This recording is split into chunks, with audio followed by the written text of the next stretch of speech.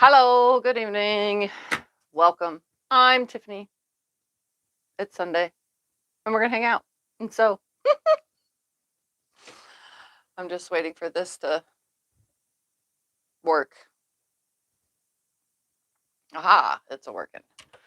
All right, let's see who's all here and then I'll tell you what we're doing today. We got Dawn, Joyce, Linda, Donna, Leanne, Rachel, another Linda, Karen, Tracy, Kathy, Carol, Jenny, Connie, Vicky, Jan, Diane, and so many more. All right, welcome everybody. Today we're going to play with scraps. People send me scraps all the time in the mail. Sometimes they're already pieced things, okay? So I have this bag. I went through and, what's the word for it? I pressed everything because a lot of it was wrinkled because it was all shoved in a bag. I pressed it all and then trimmed all the triangles to 3 inches. So it's a whole bag filled with half square triangles to 3 inches. Then on top of it, because these are purples and teals in here, the whole thing, but they're like space fabrics or batiks. It's a little bit of everything kind of mixed into the same. I thought, well, how about to make it bigger, because there's not enough here for a big quilt, to make whatever I'm making bigger, how about I add 3-inch squares? So I chose in the blue and teal and purple range some 3-inch squares. Some, like I only had, what is there, 3 squares here? 3 squares of fabric that has the stars and stuff on it, but I have all these, there's just a couple of some of them. This blue only has like 4 pieces maybe. Anyways, I just grabbed the scraps that I had in my 3-inch bin that were either purple or blue or teal of some sort. And I'm going to mix the half square triangles with the solid squares and make whatever I make from it. So I'm literally just going to pull these out. I don't know if there's an equal amount of anything here, but I'm just going to grab and sew. It's just going to be sewn like a mess. I'm going to sew it like a mess. How is there one not pressed in here? I must have missed that. Oh, it's not even sewn. Okay. I don't know how that one happened. Because I trimmed and cut everything. Maybe I stuck it there and didn't even realize I do this all in the fabric room, so. But I'm going to just play mix and match. I'm going to make 4 patches and then however many 4 patches I can get from all this, and then put it together into a quilt. So there's a lot of different color combinations here. I didn't really organize it too well, but it's organized enough to just grab and sew. And I don't care, I'm not going to care which way a half square triangle goes. Normally I don't mix batiks with regular cotton, but this is going to have batiks mixed with the regular cotton, and we're going to mix it with solid squares. There's not much to work with, but that's what I'm going to do. And I'm also going to sew together this half square triangle that just so happens to not be sewn for some reason. It was sewn, but it's not now, which is kind of weird. Now it's sewn, and I'm just going to finger press it because it's batik, so I don't really need to press it. Make sure that it's 3 inches and put it in my pile. Yep. All right. So that's what I'm going to do today. Is I'm going to just sit here and sew. Eventually I'll probably start standing because you guys know me, I can't sit for very long. But I'm just going to grab and sew. So either a 4 patch will have 4 half square triangles or 3 half square triangles on one of these pieces or whatever. I'm just going to grab, and sew. I'm just going to do sets of 2, and then I'll turn those 2s into sets of 4. However it turns out is however it's going to turn out. Why? Because we could do whatever we want. It's our sewing space. And I think I need to bring all this stuff closer to me is what I do need to do. I probably didn't lay it out the best and grab and sew, you know.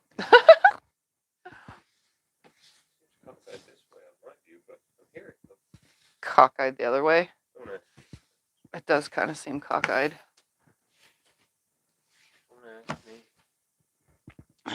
One more. There we go. Now I can just grab and sew. Grab a piece, grab a piece. I don't care which way the half square triangles are going to go. We're just sewing. It's just going to be a random mix of whatever quilt.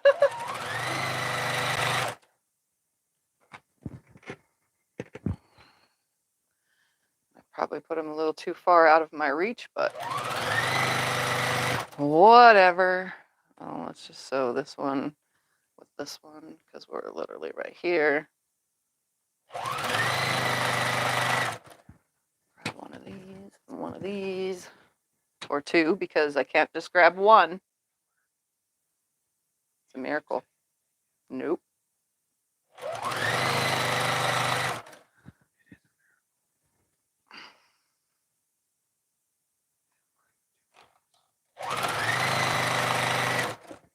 Grab. Making anything in particular? Not making anything in particular. I'm just putting half square triangles with whatever, and I kind of kept the color palette about the same. That's all I did. So I'm literally just making stuff up because I can. I have all these piles of started quilts and stuff in my fabric room, so I'm going to start little by little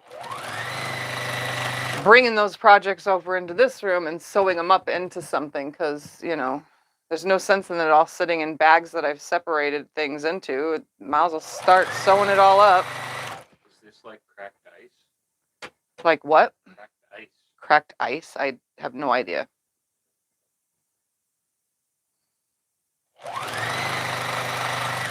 It's just going to be funkiness. Funky, funky.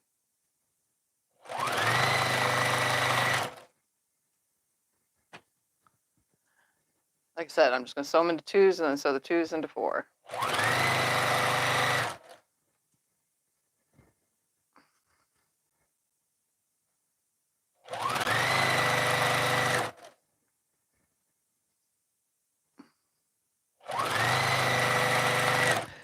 So you guys can ask questions. We could talk about whatever. I'm just sewing whatever today. The whole purpose is to clean up some of the stuff I have, and the only way to do that is to sew it. You know? Can't just let it all sit in there. What did I do yesterday? Yesterday we went to a veteran thing. It's called the Veterans Family Day. We went to that. It was at the Aquatic Center. Scott's trying to fix the camera. Sorry about that, guys. It's bothering him that it's off. So we went to a little thing, and they always have booths and stuff where you can get little things, and I got some notepads for my purse and a red, white, and blue pin. I got some stickers at another booth, and, you know, just random. They had, like, the college sets up there, and there's bouncy house for children, and, you know, it's just a day for families to hang out of veterans.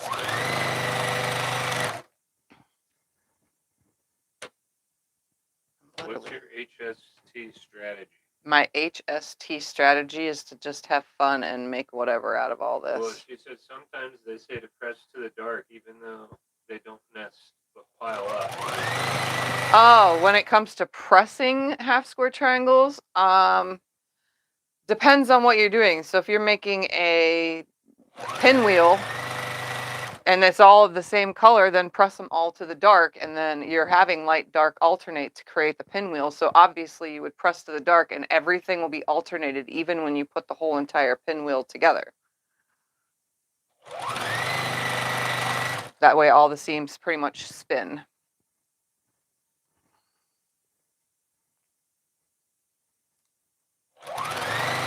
In my case right here, everything is pressed however it's pressed. So it's not even to a dark or a light, it just goes either way. So nothing is really gonna nest right if it has to.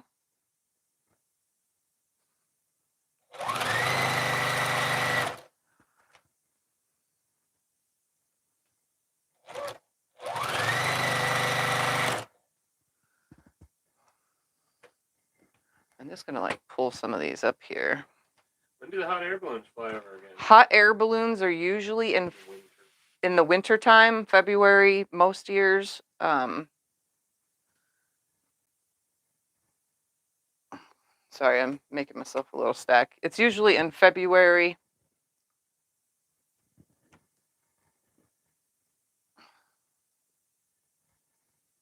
It's been in January a few times. It depends on the weather. Hot air balloons need cooler weather to fly.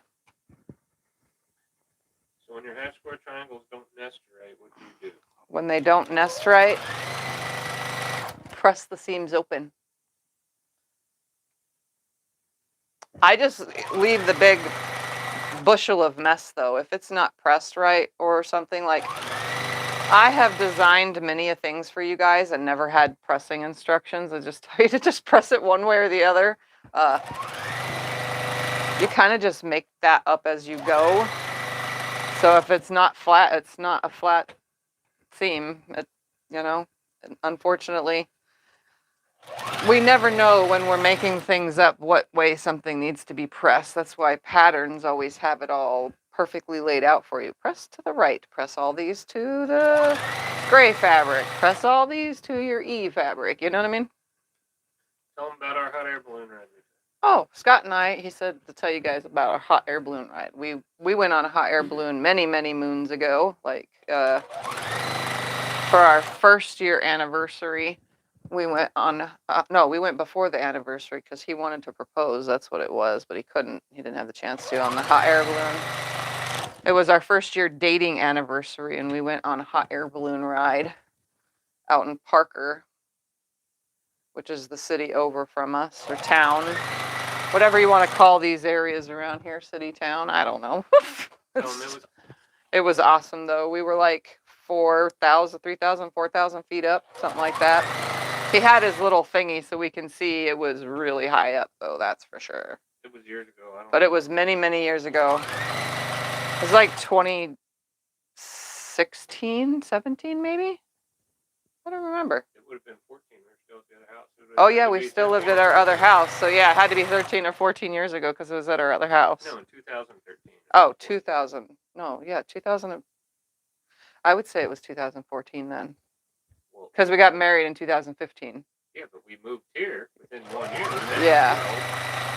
We moved here in around 13. So either the beginning of 13 or the end of 13 and beginning of 14, we went on a hot air balloon. And it was probably fun. On our little plaque. We have a plaque. Tell them we have a little plaque. Yeah, we have a little plaque that you get a little plaque when you go on a hot air balloon. Well, at least the company that we went with aren't one of our local hot air balloon company.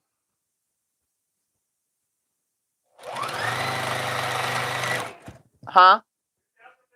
Yep, 2013. November of 13. Yep, our 1 year anniversary of dating. Yeah. We met in November of 12. Yep. So we went in November of 13.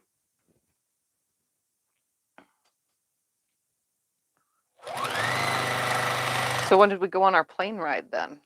That was just a few years back. Elsa was out of the house, I think, then, wasn't she? I have no idea. We went on a plane for another one of our anniversaries. We took a private plane. We also went on a limo adventure. One of our anniversaries where it was during Christmas time. And we went around and saw all the Christmas lights from a limo.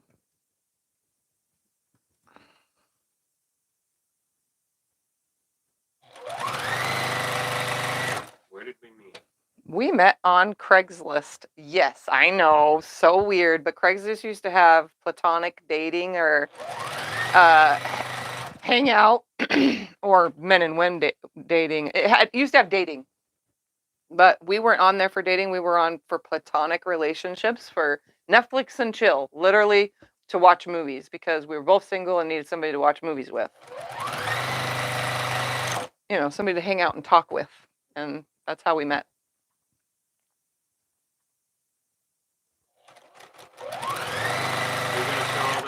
Together? Yes, I'm trying to sew everything, yes. I'm sewing them into 4 patches, and then I'm going to turn those 4 patches into a quilt. Have you ever gone parachuting? We have not gone parachuting, but We want to. but we want to. We really do want to. Like, badly. They have a company here that does it, but it's way too expensive for our taste. Plus, you have to take a couple classes first.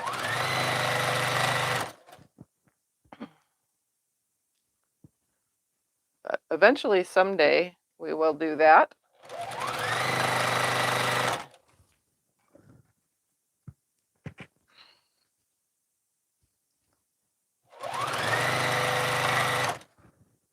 Just grab a couple of these and start mixing them because I can't reach that far.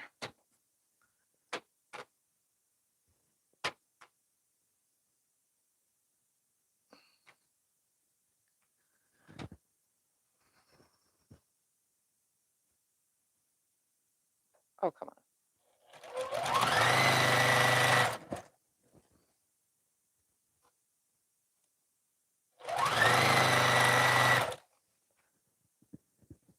Ever been in a glider plane? A glider plane? Nope, never been in one of those. Bungee jump? Have not bungee jumped. That's probably the one thing I probably shouldn't do is bungee is jumping your because of my muscular skeletal system is screwed up.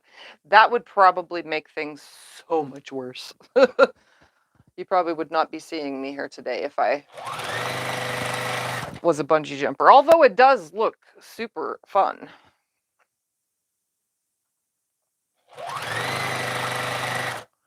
But unfortunately, that's probably the one thing I won't ever be able to do.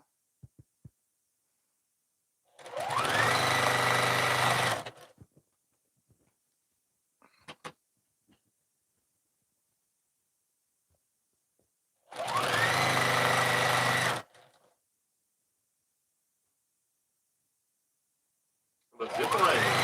I have not ziplined, no. Although they have it on the cruise we're going Well, on. they have it on the cruise that we're going on. So if you guys want to join us on a cruise, August of next year of 2026, the info is always in the description below the video.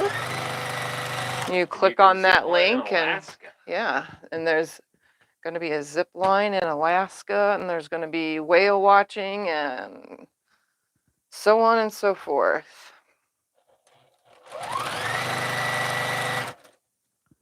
And some of the info has changed too, so we've actually upgraded the ship since I posted the video. So we're going to be on a different ship, but still Alaska cruise. But instead of leaving out of Canada, we're actually leaving out of Seattle, Washington. Grab a couple of these. Come on.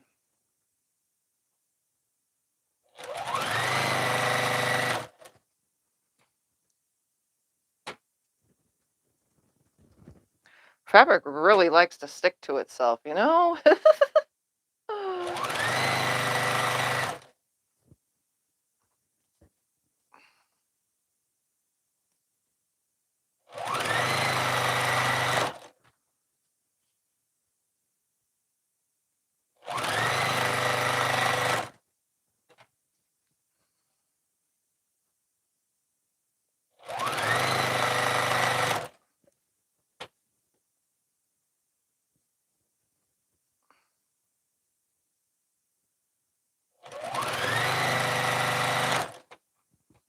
I know, back to the talking of, have I ever. There's one thing I do like.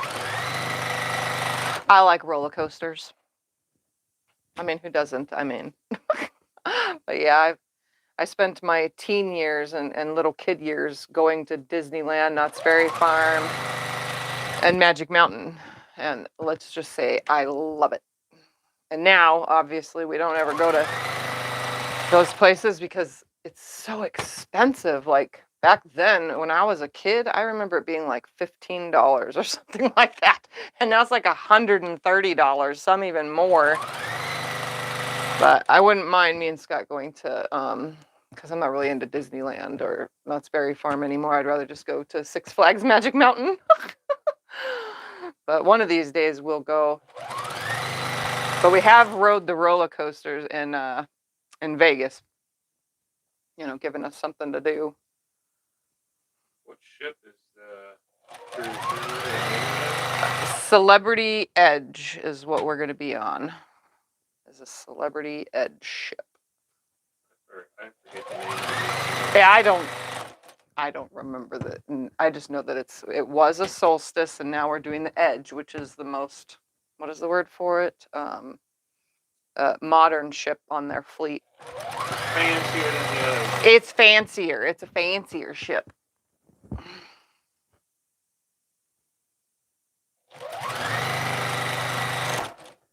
Have you tried the Juki DDL8700? I have not tried any Jukis other than the ones I own. Well, I played with a TL18 at a shop before. But no, I don't. If I don't have it here, I don't really play with other machines. The only other kind of machines I've actually messed around on is long arms, and I only mess around on them when I go to shows.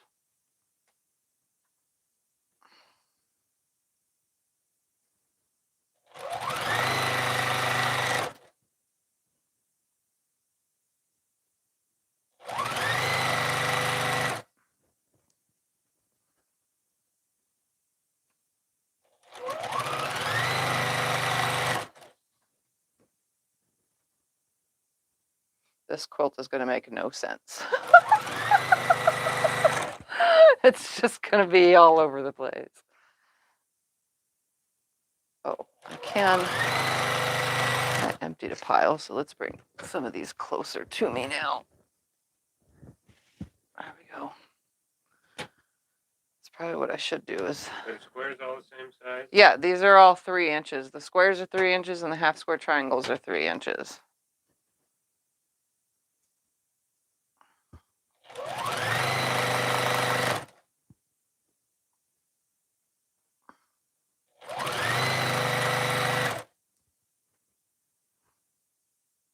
And I'm just sewing them together all funky like.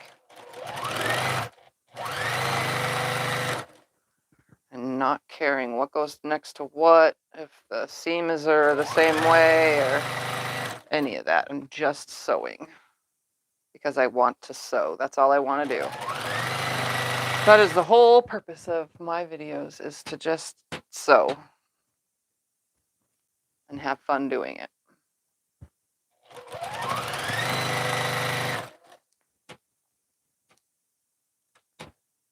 Just gonna open these all up and start grabbing and sewing. And I'm gonna mix up the whole pile before I start putting the sets of 2. Actually, I probably should give Scott the disaster so that he could start pressing them. I can iron. Yep, you can iron. Did you sew any more of the blocks together from last week? So any more of the blocks together from last week? What did I work on last week? What was I doing last week? Oh, no. That's for Eric and I. That's just a me and Eric project. So everything's been put aside till he's here next time. Speaking of Eric,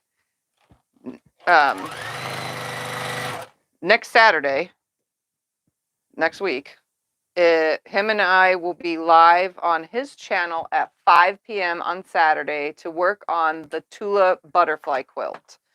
I forgot to bring the pattern in here so that I could show you.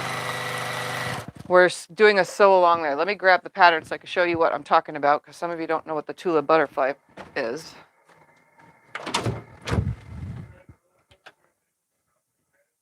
I have not rode the roller coaster on top of the Stratosphere. Where did I put all my Tula stuff? We rode the one on top of New York. So Eric and I, over on his channel, Treasure Heart Creations, if you type in explanation Eric, we are going to be doing this right here. It's the Tula Pink butterfly quilt, number 2, the second edition of it. So we're choosing our own fabrics. I'm going to use a bunch of different Tulas. I doubt they're going to be exactly in this color palette, but I'm going to use a bunch of different of the collections. It doesn't really matter. I'm just going to throw a bunch of Tula together and make a butterfly quilt. But it's a pretty easy pattern to follow. It gives you the chart and how much is needed of each in the pattern. So if you guys want to buy it, you can find it on Amazon. It shows how it goes together. If you guys want to join us over on Treasure Heart Creations, yeah, click on the link, subscribe to his channel, and then next Saturday at 5 p.m. we will be starting that. And he's doing scrap fabrics, but his color palette's really nice. And I'm doing Tula fabrics because I need to cut into the Tula to make a Tula butterfly quilt. So it should be a lot of fun. Well, we should have a lot of fun over there. What time are you going on at 5 p.m. That's our time. Like the time that we are on right now will be the time next Saturday that will be on his channel. This time on Saturday. This time on Saturday. And I'll put in the community tab, I'll put a link to his channel and the time and stuff. I'll do that later. But I'm just telling you guys out loud now, so that way you know. Oh, here. Just press whatever which way you want. I don't care.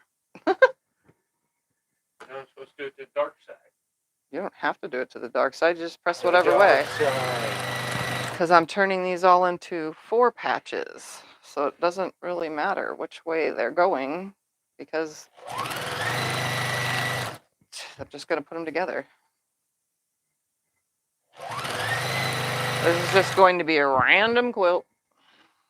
I mean, the color palette is similar, so, which makes it fun, I guess.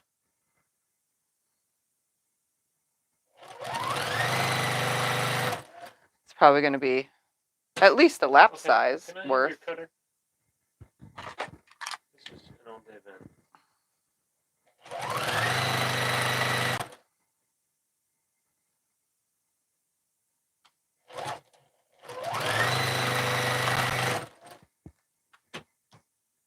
Let's finish these off.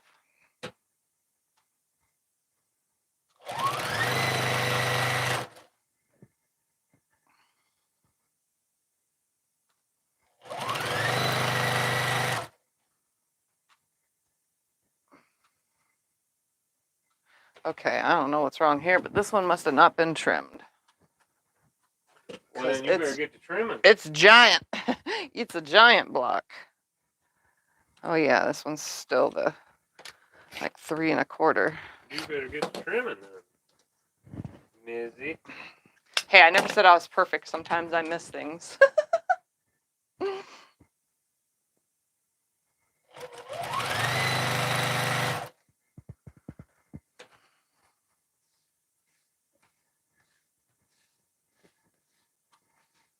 Oh, closer. And throw it on the floor. All at the same time. There we go.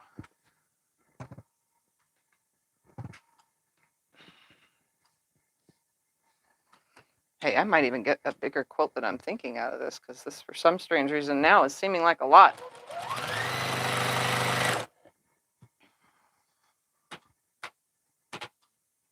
Was I supposed to be counting how many are here? You don't have to count. No, I'm just going to sew whatever's left over. We'll go back into my scraps. I haven't even started ironing yet. I'm so cut.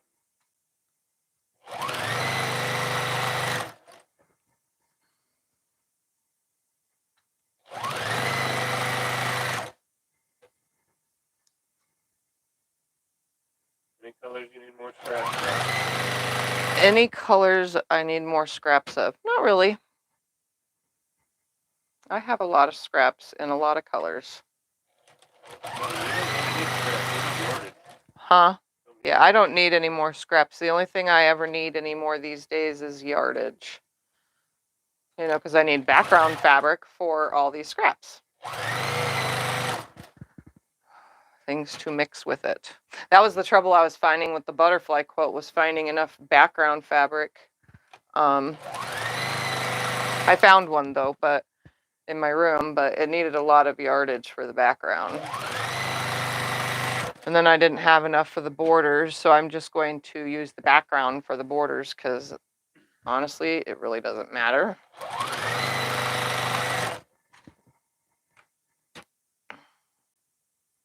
It will be fine.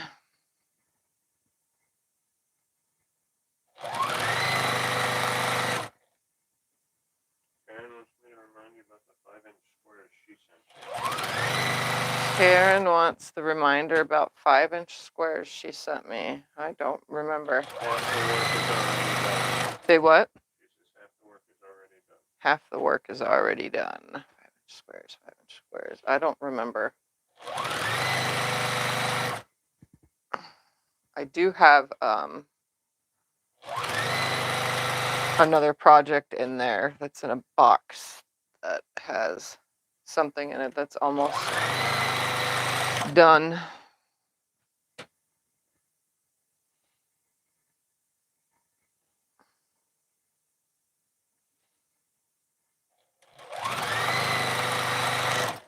But I got to get some of these all done because this week I actually made some room in the closet.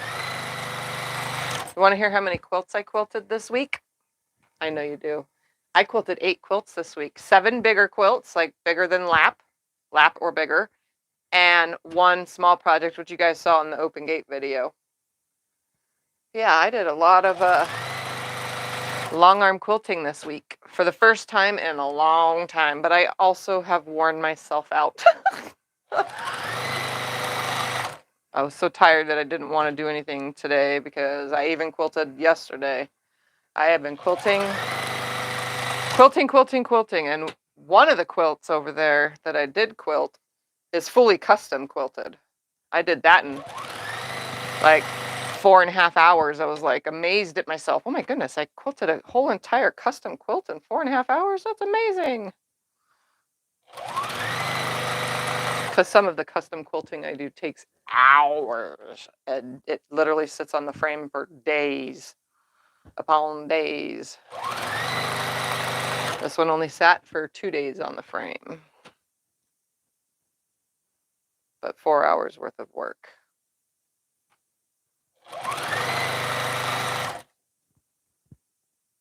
Says over 1,000 5-inch squares she sent to you.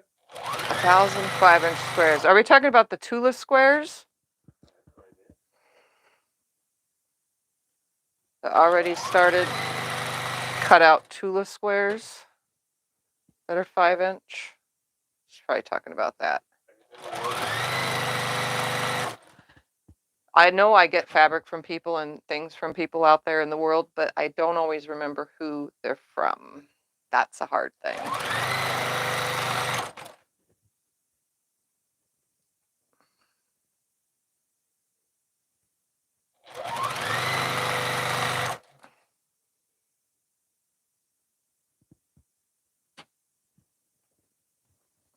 Yes, they were Tula squares. Okay, yeah, no, I don't need them for this butterfly quilt, but I will make them for something else. I just don't know what yet. I'm going to mix more Tula with it. This is another oversized one. Did I not pay attention or something?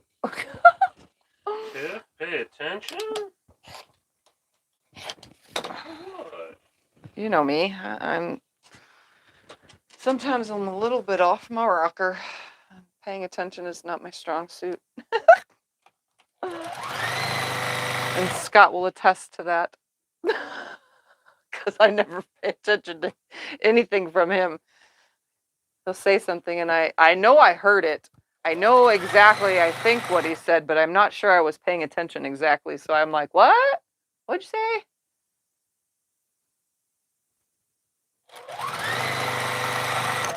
You just have selective hearing. It's not selective hearing. I hear everything.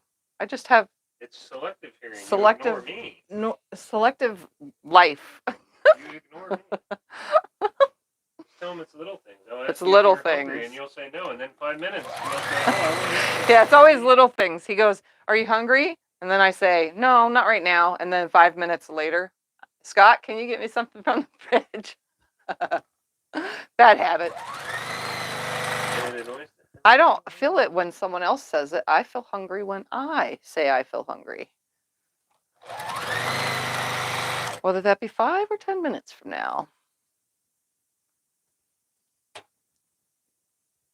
I need to make 46 quilts by Christmas and next year. 46 quilts what by would be good Christmas? ones? Well, I have a lot of simple, easy videos Tell them you got over out there. 1,000 I've got over 1,000 videos out there Sure. here in the YouTube world. if you go to the patterns I have designed, there's a ton of patterns in that playlist. Remember, I have playlists on my channel too, so if you ever want to find something that I designed, then it's in the playlist. And I would say most of them are, if you join the Facebook group, you can find a PDF of whatever I've done. At least, you know, it has the, it's not per se directions always, but if I do have directions, it ends up in the Facebook group. The other ones are just like, you know, me talking about what I'm making. Like right now, that'll probably be a PDF later about me putting half square triangles that are 3-inch with 4 patches, and my friend Karen does those. She puts those together.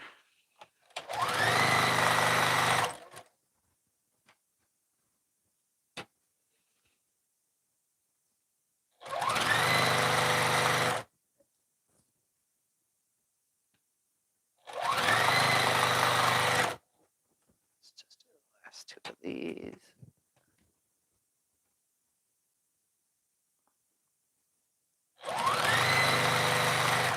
You need any of these back? We're nowhere near close to being done. No, I don't need them back yet. No. I have a bunch. Nope. Right now, I'm just putting them together to create 2, and then we'll turn it into 4 patches.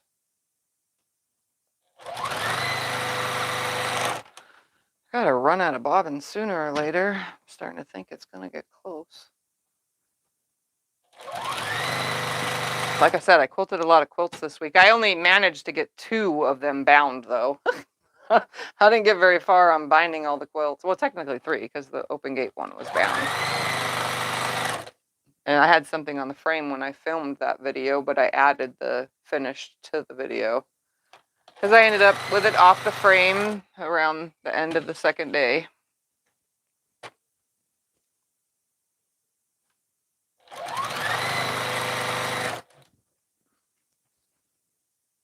But I think I accomplished quite a bit this week. I have all the binding and tags with all the quilts that they're going with that I finished. So all I have to do is, one of them has got to go to the embroidery machine, the tag. But Scott can do that. I'll just load it over there and he can embroider it up. And then the other ones are just getting the little corner or the end side floppy tags that I make, that Scott makes for me.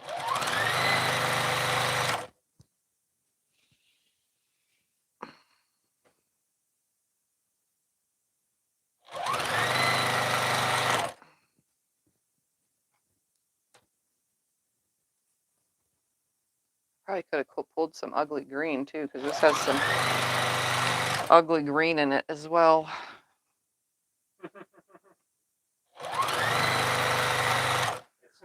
It doesn't match right, I don't think. But guess what? I'm still putting it together. I'm still going to make use of what I'm doing here.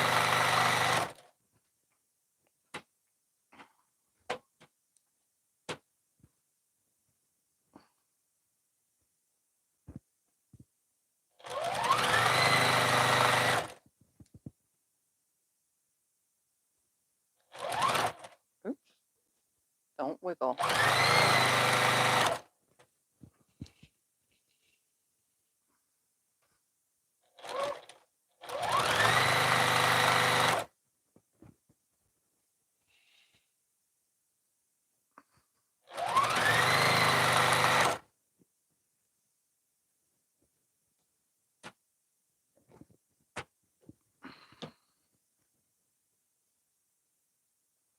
Any other questions? Backing. What? How much yardage do you need for backing? How much yardage do I need for backings? Well, it depends on the size of the quilt. And for that, most times I use the Robert Kaufman quilting calculator. You can get that in the Apple store or the Android store. It's called Robert Kaufman Quilting Calculator. And that's where I get all the numbers I need from, unless it's a big quilt and I just say, oh, you know, I have a 108 for that. And then I'll just use a 108.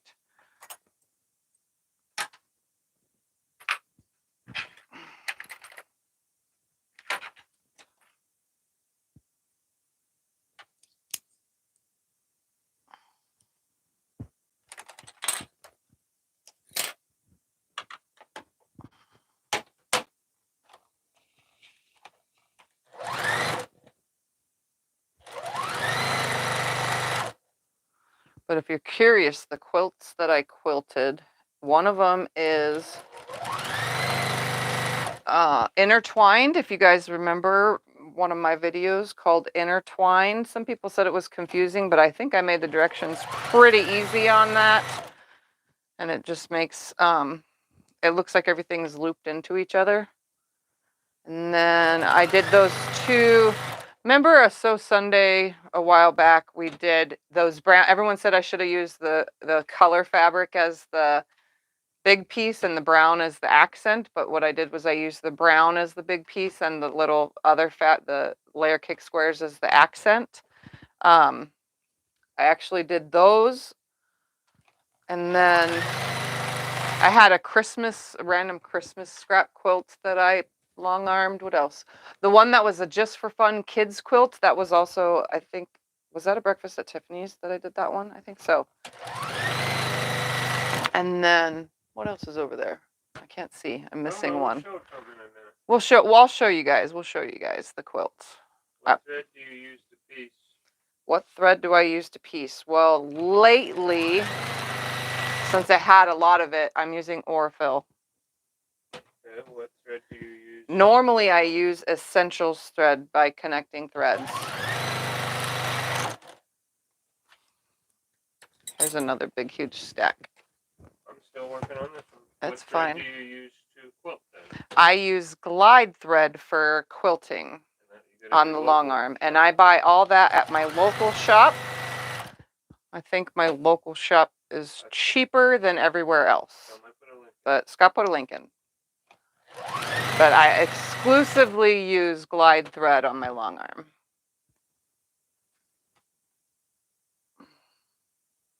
It's just so smooth. And it's less messy than any other thread.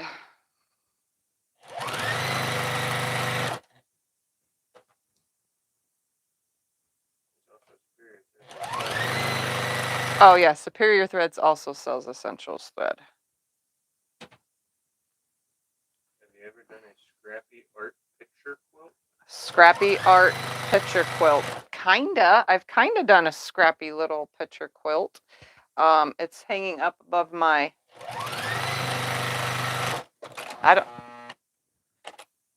it's hanging up. I'm gonna show you guys. It's a mess up there, but you'll probably see a mound of dust. I'm just gonna hold the camera up. A long, long time ago, I made that sewing machine with Tiffany's Quilting Life. It wasn't that long ago. Yes, it was. I made that back before, when I used to have the tall square table in here. Yeah, that was a long time ago. I remember you making it. But I made that a long time ago. And that's probably the only scrappy art. I have made art, though. Ay, machine. It's not happy with you today. No, it's not.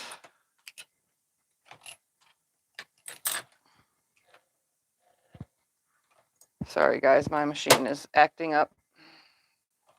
When pre-washing flannel or shrinking it, does it need to go in the dryer or washed on hot? When pre-washing flannel, does it need to go in the dryer or washed in hot? I don't wash anything in hot because the water here is hot. Get it? I don't ever, we have the hot water not connected to the washing machine. We wash everything in cold, and I've not had a problem with anything with washing everything in cold, which cold is suggested for pre-washing fabrics anyway. So I would just wash it the same as any other fabric. If you're going to pre-wash it, wash it in cold. But make sure, if you are going to make a quilt with flannel as, say, the backing fabric, make sure that you washed your top fabric too, because sometimes, and not always, some brands of that flannel shrink at different rates than regular cotton. I've not had much of a problem because I make a lot of baby small quilts with flannel. I don't really have that problems, but I don't really put flannel on big, huge quilts. And it does, there's a word that I'm looking for. It does shrink differently. So I would just have a whole entire everything pre-washed. Or don't pre-wash, just with the iron ones right there. Thank you. Or like me, just don't pre-wash and everything will hopefully shrink at the same rate when it goes through the laundry.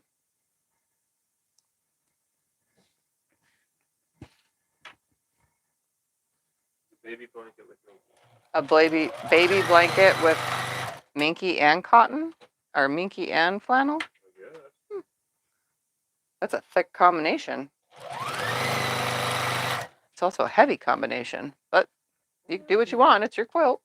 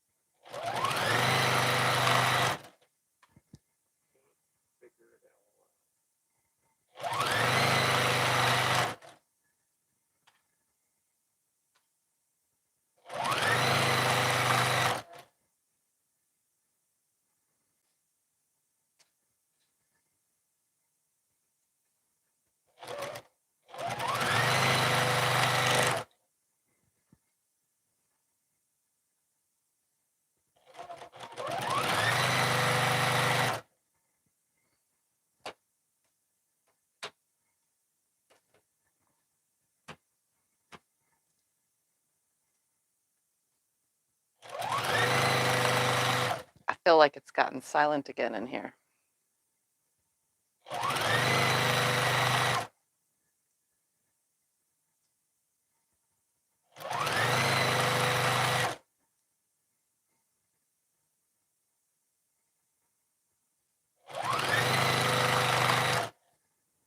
Well, if you want, we can show them a quilt a while. Yeah. Actually done. They're just the two that are on the bottom. We'll just show all of them. Yeah, but I guess I can't. You can't really get to them. They're all discombobulated. Yeah, they're all stacked on top of each other. All right, let's show you guys the quilts that I quilted this week. So we'll start with intertwined. So if you guys haven't seen the video, you should check it out. This is giant. So it's custom quilted. Oh man, We're holding it the long way. we're holding it however, which way? Oh, We don't need to hold it the long way. Just hold it. it's picking up every single thread in this room. I am so sorry. All right. Gonna have just as many threads You on. need to pull tight.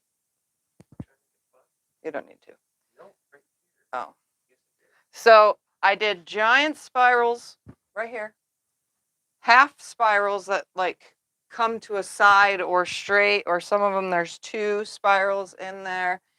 And then all around the whole edge is spirals that they're floating on top of each other. So do the ones that are in here. They float on top of each other. And then I did a double dash, but a 2-inch double dash around the border. And then a little, what is the word for it? Where? That's not that, that's the seam that was pushed to the white.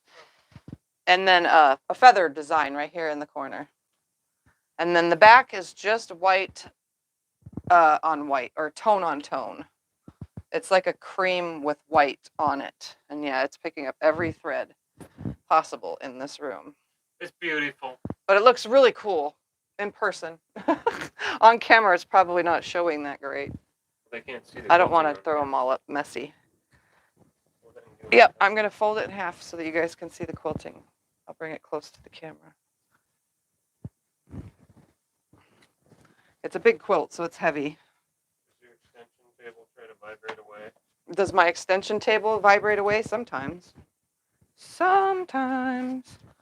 All right. Do you see the quilting?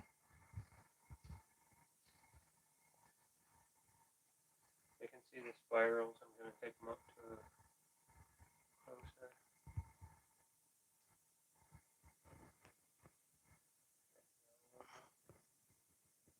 So yeah, the spirals go all the way around. Like I said, some of these have 2 spirals in the squares, some have 3, but all the big ones just have 1 giant spiral in each. I did not quilt anything in the purple or the color because I wanted that to stick out.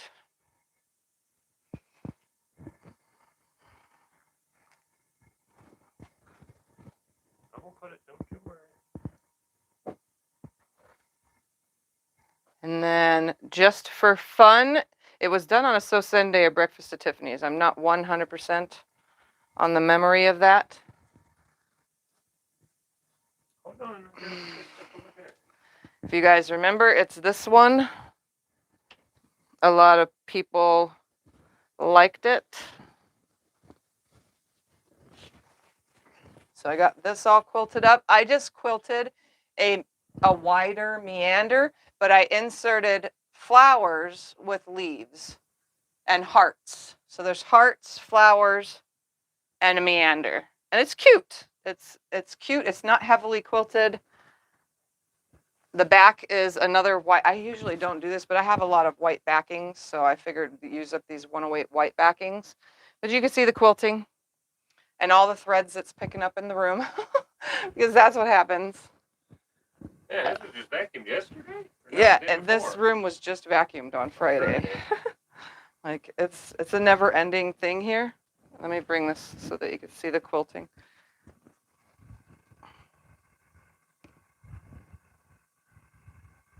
Can they see the hearts and the flowers? I don't know if they can tell that it's a heart. But you keep moving it farther away, keep coming closer and closer. I'm having struggles holding it up. Oh, why don't you tell me that and I would hold it? They're heavy for me Okay, well, I will hold the next one. And you move the camera. How about that? to stack it and put all the stuff with it. Yes? The next one we did definitely on, this was definitely a breakfast at Tiffany's. We hooked half square triangles with squares, kind of like what I'm doing now, but these ones were in order. So if you guys remember it, I'm not even going to open the whole thing up because you can only see the top half anyway. I will hold it. But you guys can see. Do the camera and the pointing. So this one I quilted with daisies and loop-de-loops. So you probably remember that as cute little garden fabric. Okay, now you can bring it over here to see the quilting because I can't hold it up. It's too much for me. You see the quilting? So they're little daisies. Just little daisies and loop-de-loops all over the whole thing. It's not heavy quilting. This to me is light. This is, easy. And if you don't remember, I only custom free motion on my own machine. I don't use a computer. Everything is all free motion.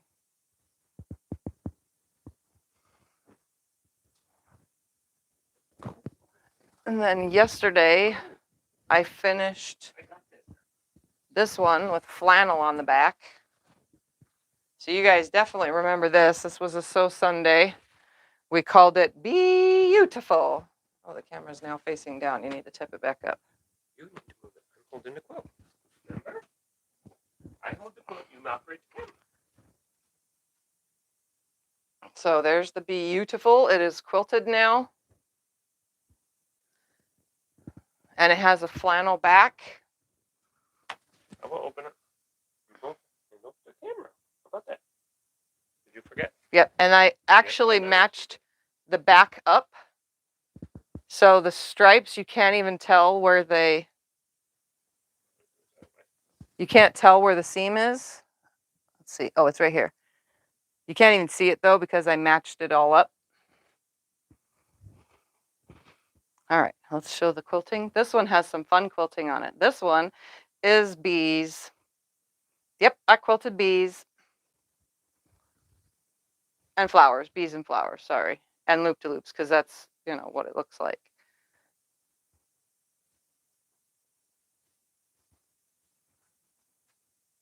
So let's find you a bee so you can see. Just I don't want to mess up your things. I'm already messing them up. here we go. Here's a bee. Can you see the little bee? Here's a little bee. Here's a little bee.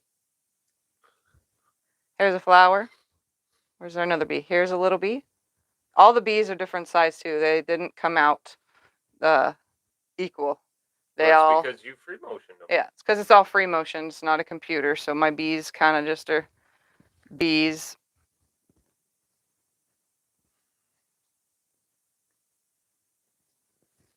Here's one right here. He's a cute little bee. You can't really see the quilting on the back because it's yellow and mixed with the yellow. But there's that. What video did you do this on? This one we did on a Sew Sunday about 2 months ago, I think. And we called it Beautiful. It's when I was promoting Fat yeah, Tuesday Lucy. fabrics. So that the charm pack from there came from Lucy at Fat Tuesday Fabrics. I'll just give them a shout out. So there's Fat Tuesday Fabrics. It's Fat Tuesday Fabrics online. So you can, oops, there's their information. So that's where the fabric for that one came from.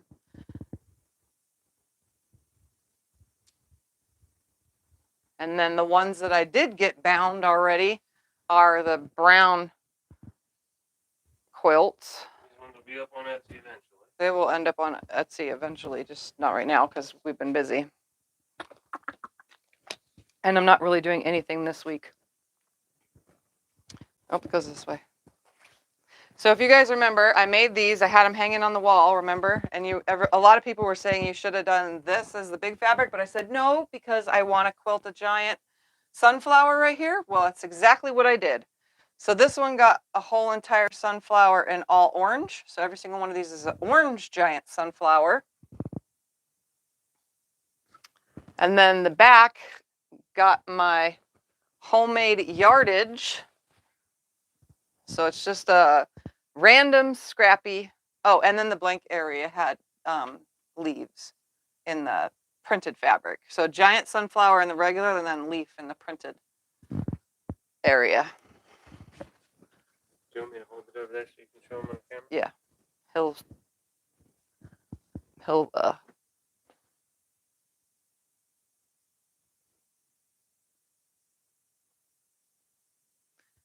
so that you guys That's can upside see. down. It doesn't matter, just so Well, they can see the your quilting. Leaves, they want to see them right side up.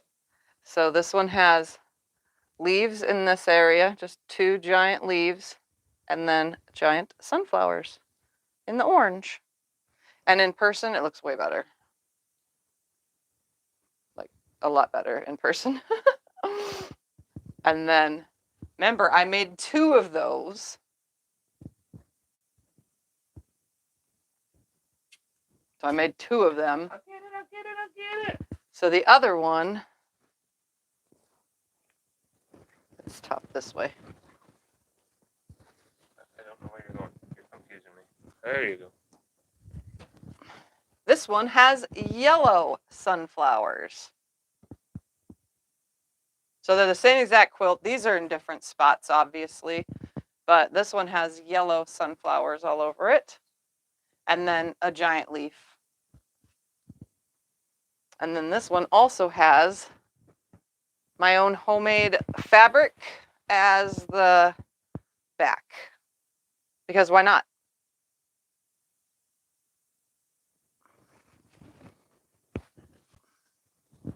And let's show the yellow sunflowers.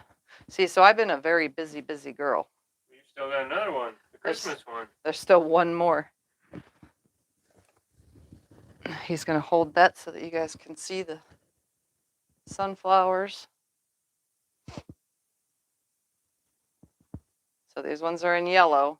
They almost look the same as the orange because on camera it's not really picking it up, but you can see that there's giant leaves. In person you can tell this one's yellow and the other one's orange. With the giant leaves in there, and then my giant sunflowers. And then the last one. I will get it. Ouch. See? Why don't you let me do it?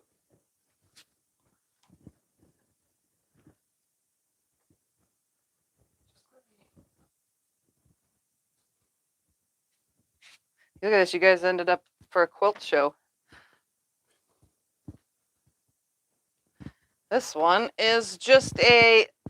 I keep forgetting to do a video on the pattern itself that I designed. It's a jelly roll race with a difference. This one's quilted in ribbon and holly leaves and berries. I turn around? Yeah. Show them all the animals? And then the back side is Christmas animals. So they all have a Christmas bow. So you got lions hugging the lambs and tigers or cheetahs on top of elephants and monkeys on giraffe necks and owls on top of bears and you name it, it's on there. There's a koala and a kangaroo. Isn't There's a there? koala and a kangaroo, yep. Yeah. I did not match that backing fabric because I didn't have enough of it. I had enough to do the exact amount that I needed. So unfortunately, I couldn't match the fabric. Oh, thank you, Donna. That's great. That's awesome. Thank you for that. And let's see the quilting. I don't think you're going to be able to see it. But here, if you want to try. So the quilting is just ribbons and holly leaves. Can you see the holly leaf and berry right there? There's one where you can kind of see it right here. So it's holly leaves and berries and then ribbon to get around. So they're in all different directions, obviously. Nothing's in the same direction.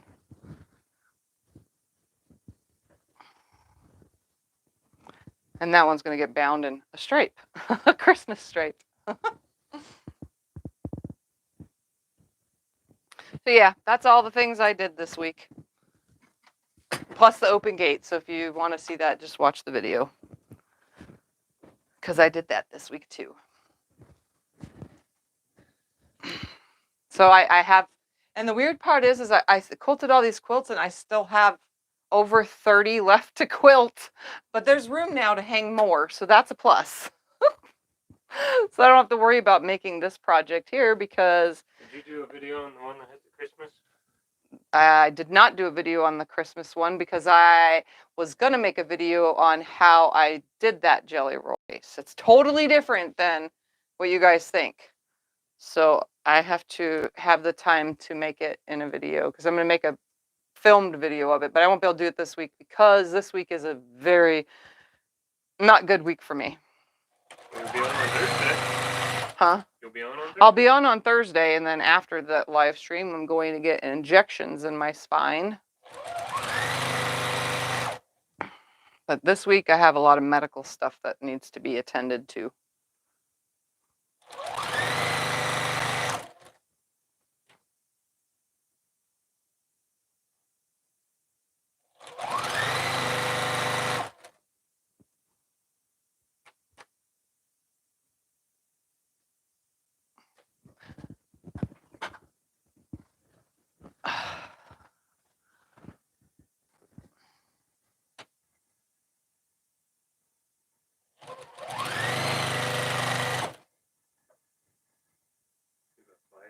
I got quiet again, yep.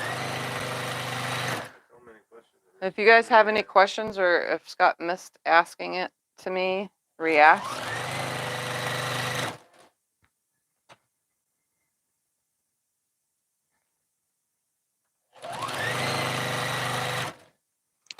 Let's just do this. Let's just use up all of these.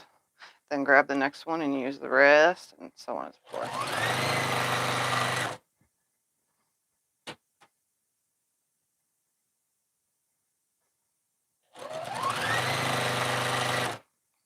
Scott still has a lot to press, too. You don't need them back, so I'm taking Oh, I do now, yeah.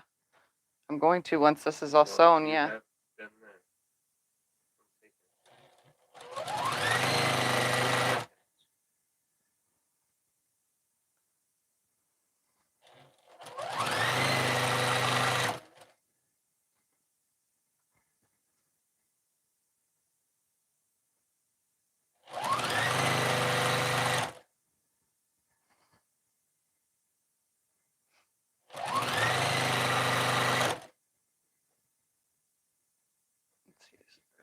these.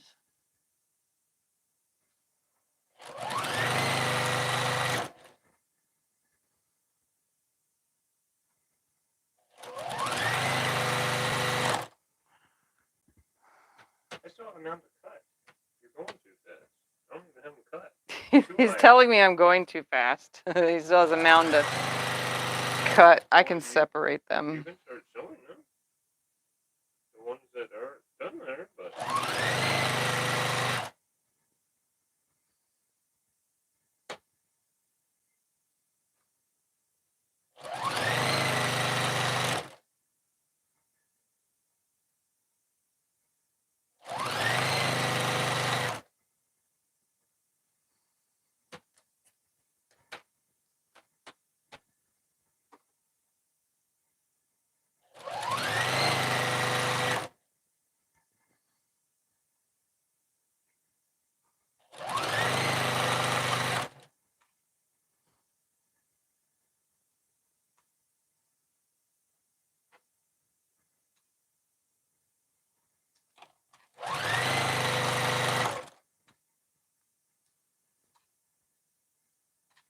This is going to be so wonky.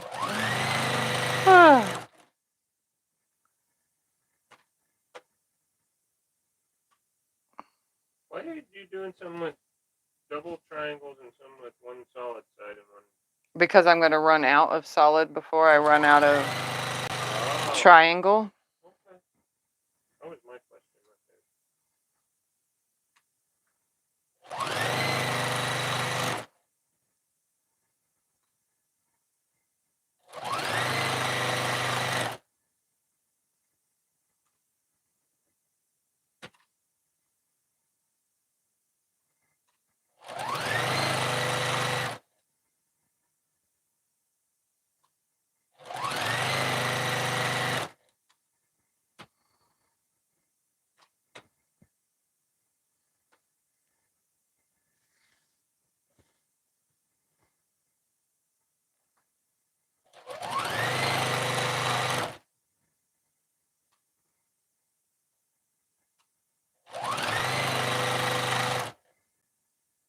If you guys have questions, ask them. I feel like I ran out of something to talk about again. Well, do you want me to read questions or do you want me to do this? They probably are. Yep, I have no plan. I'm just sewing all this together for whoever asked. Nope, I do not have to square anything up. It's already the size it needs to be.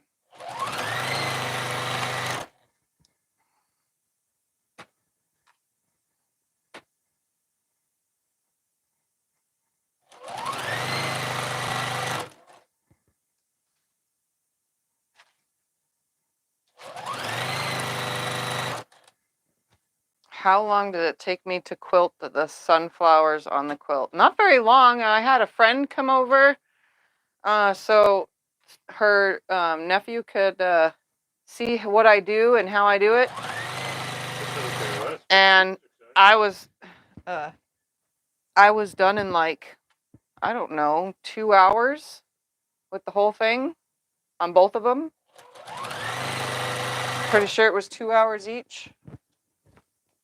Yeah, it wasn't 2 hours for both. No, it's not 2 hours for both. It's 2 hours each. So 2 hours per quilt for the giant sunflowers. It's not bad. That's actually pretty good for me. And no, I did not stand there continuously for 2 hours. I don't do that. I take a lot of breaks. But my machine times how long it takes me.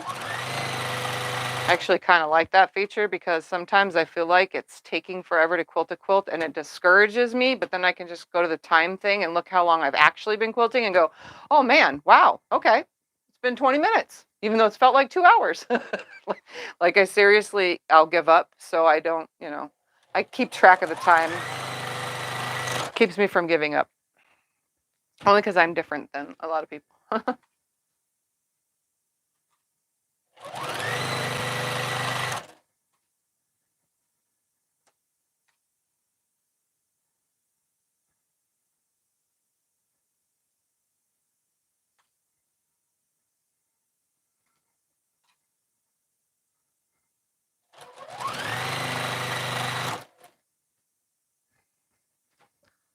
Sometimes I have to put the glasses on to read this. Let's see. Didn't you see my comment earlier in '94 Stratosphere in Vegas a few days before we went up there? The roller coaster had derailed and went through observation window. Oh man. No, I didn't know that.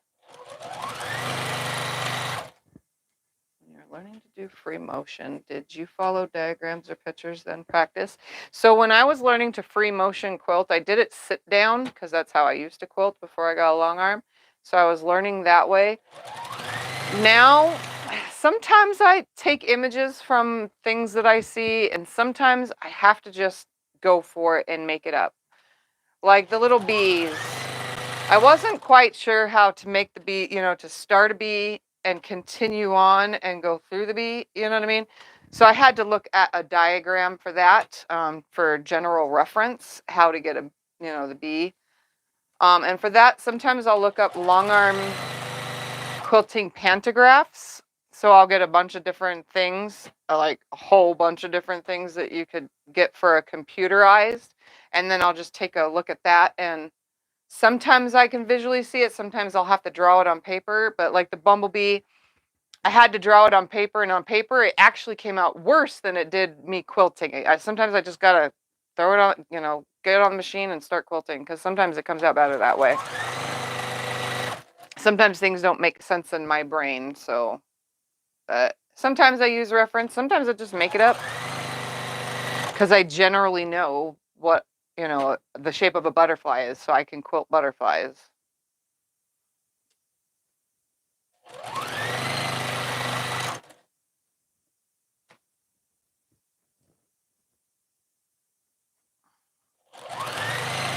But a lot of practice for a lot of years is pretty much how my long arming is. It's taken me a long time to get where I am, and never have to use pantographs, except for the one time I did with that. What is it called? It's an elephant and tiger and lion that I did for a kid's quilt. I did have to use a pantograph for that. I also have made my own pantograph, so it was my own design drawn on paper, and then I taped all the pieces of paper together and then followed it. Yeah. Have I ever used stencils? I did when I did free motion sit down in the beginning, but no, I don't anymore. And it wasn't the chalk kind. It was the actual free motion quilt. You needed a foot, and you use the actual, what is the word for it? Acrylic template. I still actually have all those, but it's for learning, for spirals and things like that, because, it's a little learning tool. I still have all of them.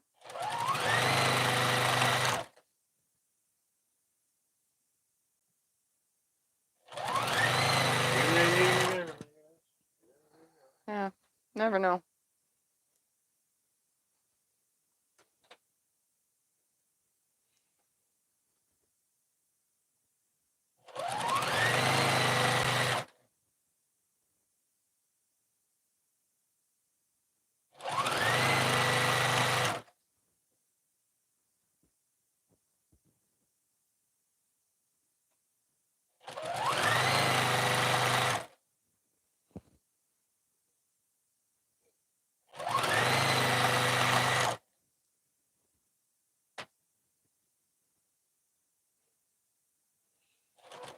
Oop.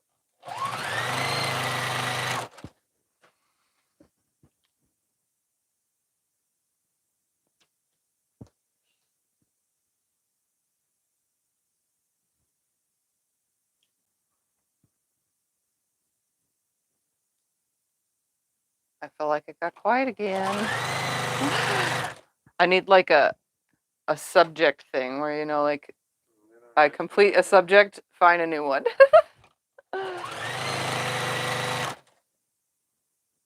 Someone's birthday's in 2 weeks. Thumper's birthday is coming up. There's a subject. He's old. 13. 13. He's not that old. That's old for a cat. That's not that old. He's got years left. He acts like he's like a 70-year-old cat, though. And then the next day, he'll be a kitten. Like, it's so weird. One day he's like super crazy kitty, and the next day he's like, He doesn't move like at all. And when you watch him go to lay down, he's like and it looks like he's suffering from some kind of shaky arthritis or something. Like he just and then goes down. Okay, that all looks great. That's fine.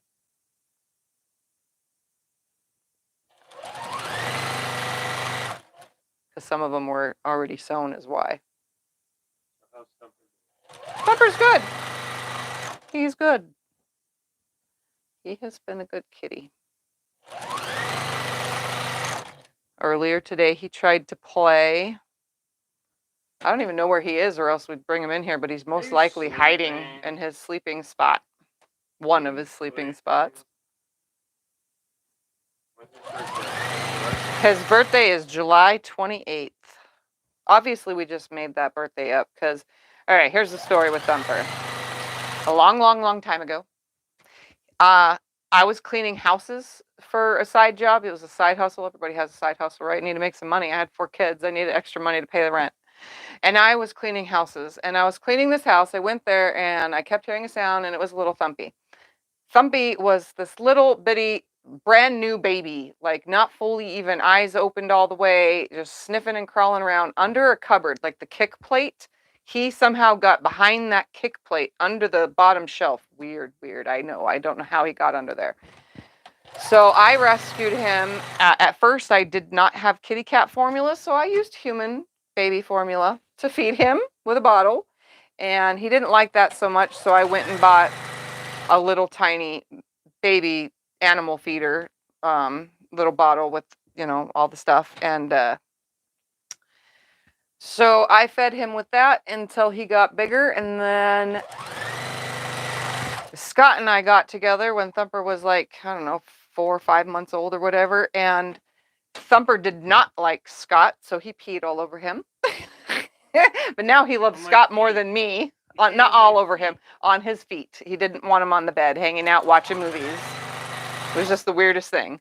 And then, so Thumper always, I just remember that I got him in somewhere in July or August because it was Cyrus's or Maxine's birthday, because my 2 kids, Cyrus had July birthday and Maxine had August. So I just remember it was near one of their birthdays, because I remember having a birthday party and all the little kids wanted to see this little kitten. Like they were so excited, this little baby kitten. So I remember that's when his birthday was, because he was literally, I don't even think he was 2 weeks old, if that. I don't know. He was very a baby. Not the kind that should be separated from a mama. So when Cyrus died, Thumper needed a birthday. We needed something to celebrate on that day. So it's not not when he died, but since Cyrus died, I needed something for his birthday to not feel sad. So we decided to make Thumper's birthday Cyrus's birthday. So now Thumper's birthday is on Cyrus's day, and it's not a sad day. It's a happy day. And that's just what it is now. So his birthday is now officially July 28th. Because again, I got him between July and August. So he was a little baby, right? So that makes sense, right? Perfect.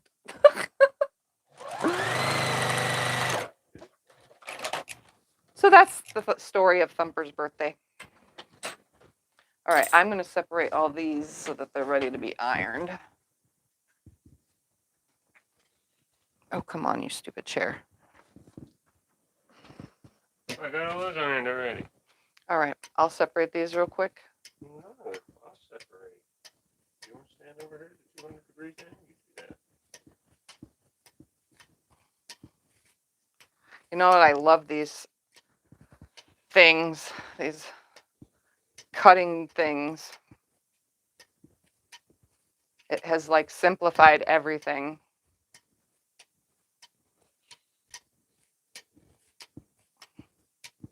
And in the past, they just cut with scissors. In the past, I cut with scissors. Of course, in the past, when I first started, I didn't actually chain piece anything because I didn't know that was a thing. And now that's the only way I make stuff, is figuring out a way to chain piece a whole entire project, you know?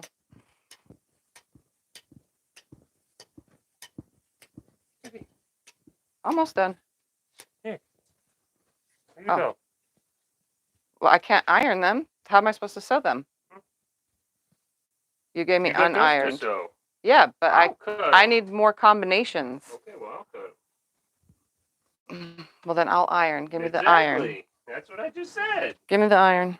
You're quicker than me. If you need them now, I'm slow. I need this though.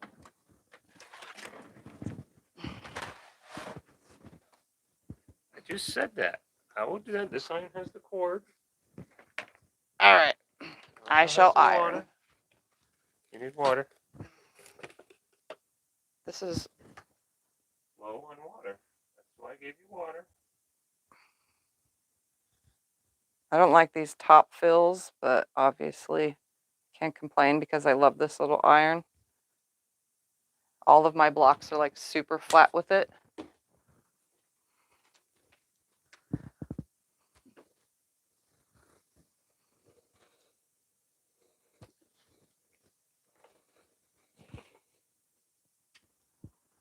Well, apparently I'm pressing them all towards the non-half square triangle. It's easier. Yep. Although when you have two half square triangles together, it doesn't matter. The back gets screwed up either way. You have to close it out. Unless you're cooler than me, which you are.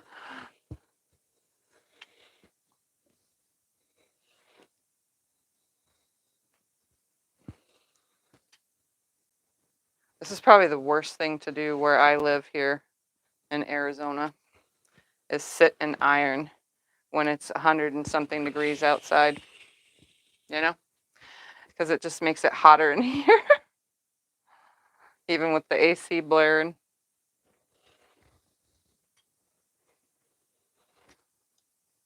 You want me to plug in that little iron? And you Nope. can iron and I can iron? No, because we won't be able to. It'll blow our fuse. Okay.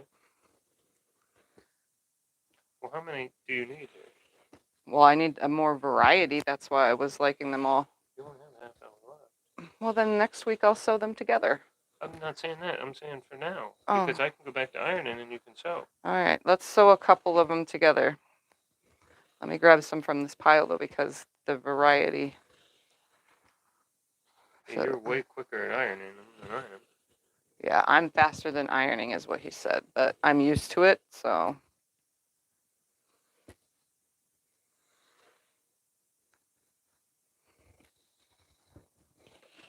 There you go then. All right, let's sew some of these together. I do need my mat. Technically, you don't anymore. Yes, I do.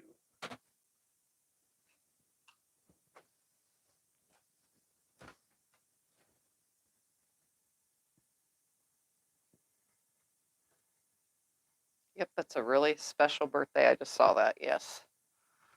Yep.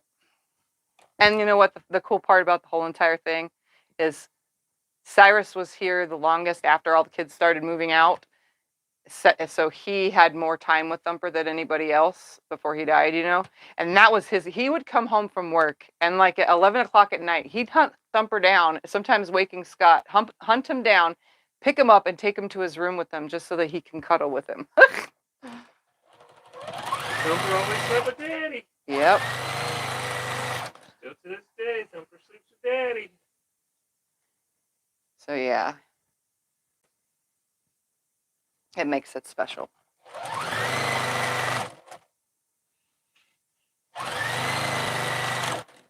Tell him why Thumper sleeps with Daddy, though. Oh yeah, Thumper sleeps with Daddy because, well, Tell him why. I don't really know why he sleeps with you. That way he can wake me up. Oh, If that I'm way not he up can at wake 3 in him the up at morning. 3 o'clock in the morning. If he's not up by 3 o'clock in the morning to feed him food, Thumper will meow and meow and meow and then wake me meowing.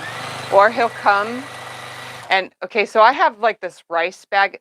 I don't know if you guys have, some houses are older, some houses, the doors don't always fit in the door jamb. So if a door is closed and you tap at it, the door kind of wiggles in the door jamb.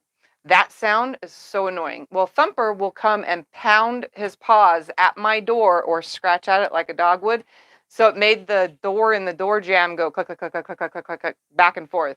So we took a rice bag made out of, fabric and stuffed with rice, and I separated, made it thick, but there's still kind of some rice so that the door hits the jamb just right and it takes away that space. So now when Thumper comes and bangs at the door, all I hear is pause. There's the slight, paw sound, but the door doesn't wiggle in the jamb anymore.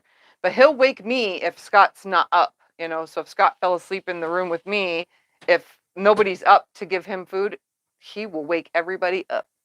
So that's why he sleeps out with Scott, because And then he'll eat 5, Yeah. 10 pieces of food and go right back to sleep. Yep. And then he'll eat a few pieces of food after Scott feeds him, and then he'll go right back to sleep for the rest of the day until like 2 p.m.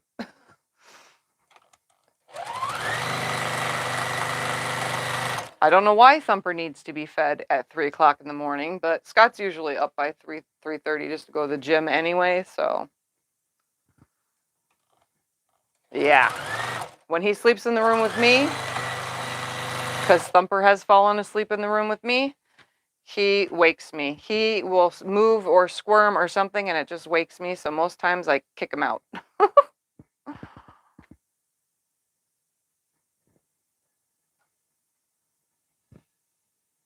Nothing against my, animal sleeping with me, but I am a light sleeper, and Thumper just doesn't work well in the bed. Even if he's at the foot of the bed, it still wakes me.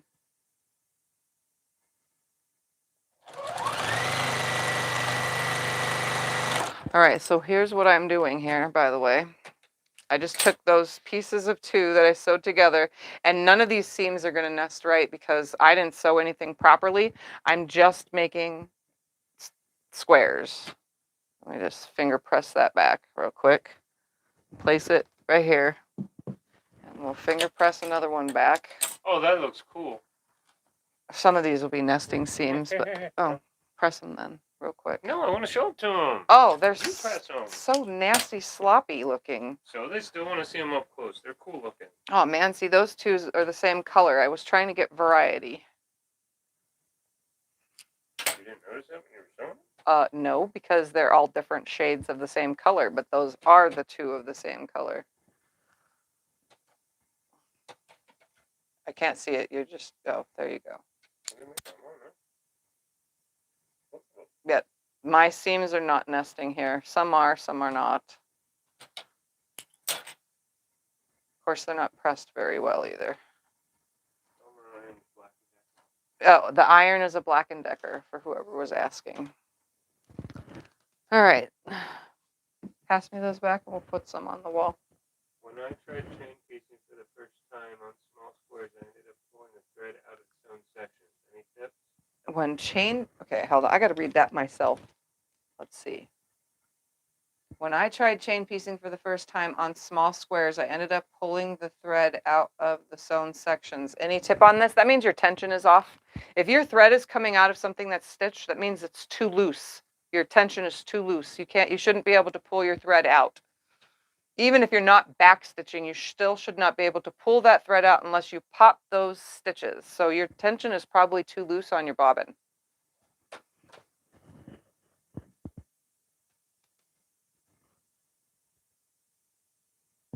Because I've had that before where I thought it was good on one of my old machines, but it was not. And all of my seams kept coming out, and I was like, I don't know what I'm doing, and it's just the wrong thing. So, or it looked like it was sewing and I wasn't sewing because I wasn't threaded,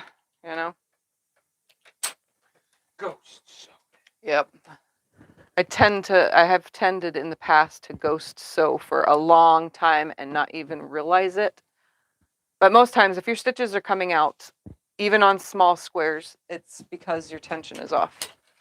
And a lot of you don't actually know that your machines are off. I've long arm quilted for a lot of you out there, and when they ask for constructive criticism, it's usually me telling them their tension is off, and they love to hear that so that they can fix it and make the problem better.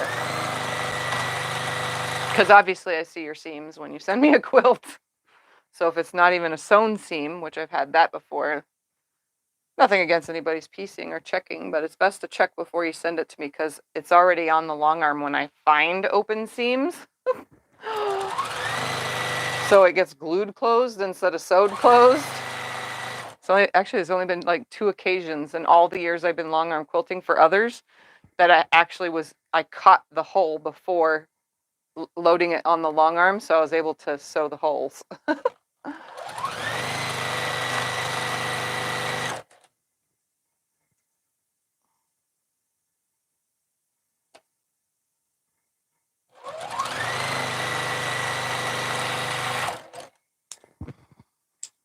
Just finger pressing these for now so that I can give you guys a general idea of what we're doing here.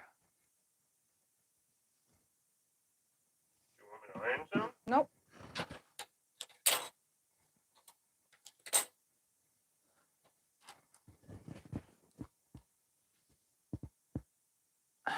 It's hard to put some of these on the wall because they aren't pressed yet. Seam doesn't stay down very well with half square triangles sometimes.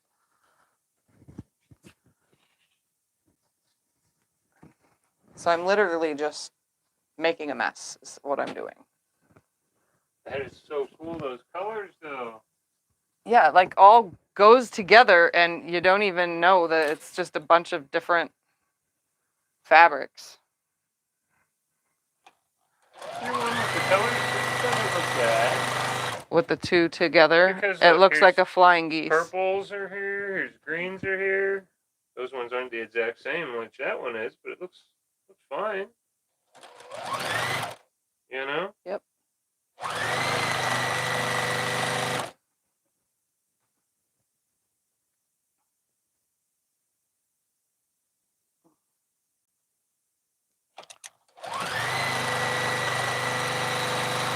It's just a wonderful disaster.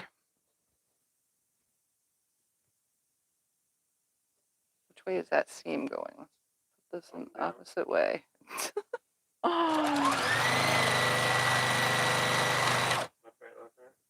right. Yep, up, down, left, right. Maybe. A, B, A, B. We're playing video games. Quilt block video games.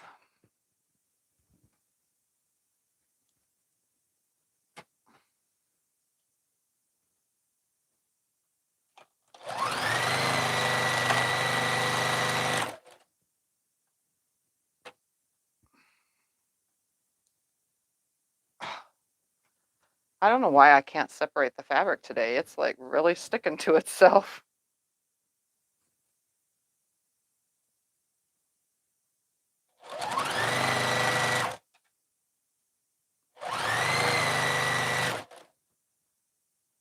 I have no idea how big this is going to end up because I don't know how many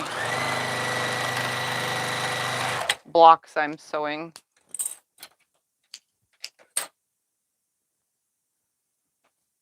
And your thread keeps popping out of the needle of your machine. What's wrong? When the thread keeps popping out of the needle, it's usually because your machine doesn't like the thread. It's because technically I'm using the thread cutter, technically is what it really is. The thread cutter cuts the thread, and if you have the needle up when you're using the thread cutter, for some strange reason the tail is shorter, so it'll pop the thread out of the needle hole. A lot of the other times that the thread is coming out of the needle hole is because I always am piecing and moving things right here next to the needle, and I hit that thread and I pull it out. So that could be the thing, is if you're popping your thread out all the time, it's either you're using your thread cutter or it's because you're actually hitting it and swiping it. Remember, thread is, you can blow it in the wind very well. So if you just swipe something with wind or that creates a wind, you can actually de-thread your needle if you don't have a long enough tail. Or Eric's using your machine. Or Eric's using my machine. Now, that other machine is messed up, like super messed up. That is why it has been, now downgraded to me not using it and only family uses it, because I figured if you're sewing slow with it, it should be fine. But Eric couldn't keep it threaded and I couldn't keep it threaded either. So I think it's just the way the guy put together the machine. I mean, the needle up down button makes it sew, which is not supposed to. So something's definitely wrong with that other Juki. It didn't get fixed properly. Spare part. Yep, it's either spare parts or I will just you know, use it for company. I probably could just take it apart myself, honestly, and fix it. Something's probably just not wired right, or, you know, it could be one of a ton of things. I know it's not dirty though, because it was cleaned properly before it even got taken to be fixed. Because I wasn't sure what was wrong with it in the first place, so I did take it apart to clean it, which I need to do to this one. I haven't done that yet with this one in a long time.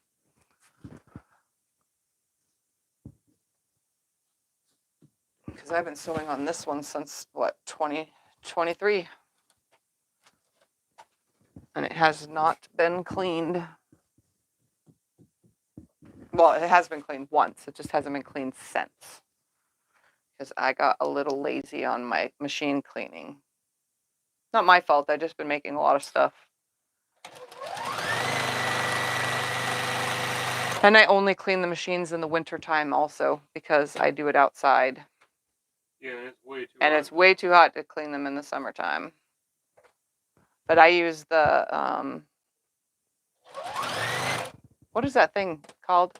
Air compressor. I use an air compressor to clean all the dust out of every orifice of this machine. And that must be something you do outside. That is not an indoor kind of a thing. You do not use air compressors in the house. I mean, you can, but not for blowing dust around.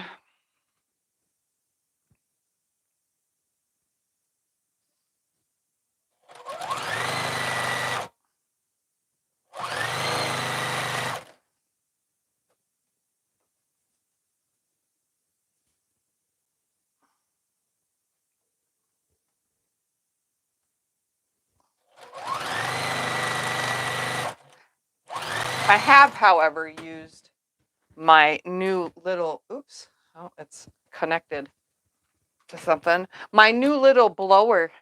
I have used that to blow all the dust out of the machine, because this one doesn't spread it around like the air compressor. Oh, yeah, that was from the same place. So this also came from Fat Tuesday Fabrics. This is a little air blower. I don't have a thing. Oh, I do have one next to me. I was gonna say, I don't have one of those things next to me, but I actually do. That's how I've been using it. And I literally just take this and blow all that little dust. That's it. Yep, this is as far as I can go. You're pulling it too far. Stop. But yeah, it's just a little tiny air blower. See? You're pulling it out. That's all it is. How often do you clean your sewing machine? I used to clean my sewing machine every other month. And in the wintertime, it got the full cleaning. But now I don't even... I clean out the bobbin area, maybe. Once every 5, 10, 15 projects. The thread that I'm using right now, the Aurifil, isn't as dusty as some of the older brands, and then the Essentials wasn't as dusty either, so I didn't really have to clean my machine out very often.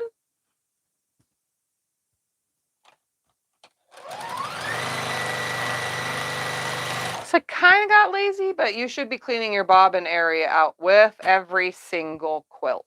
Is your Juki open under the bed? Is my Juki open under the bed? Under here, you mean? Yeah. I could put It's not junk under here. So like a domestic machine? No, it's enclosed. It has a casing over it. It just has a space. It just has a, I have a video on my channel. It's taking apart the Juki. So if you just look at the inside of my TL 2010Q or something like that, I literally show you everything inside the machine. If you're curious, that is.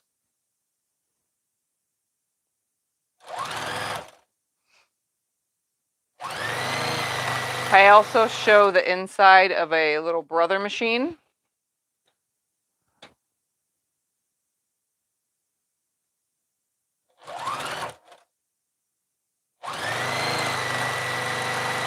I have not taken apart the HCL F600. I probably will never take that one apart because of the way it's enclosed, but this machine is easy to take apart, like super easy.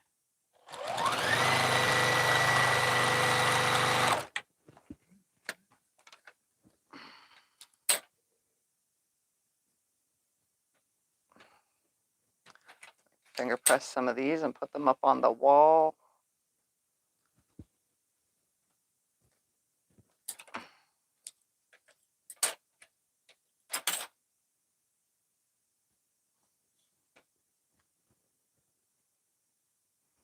I think this will be cute because of the color palette, you know? Yes. It's just teals and greens and blues and purples.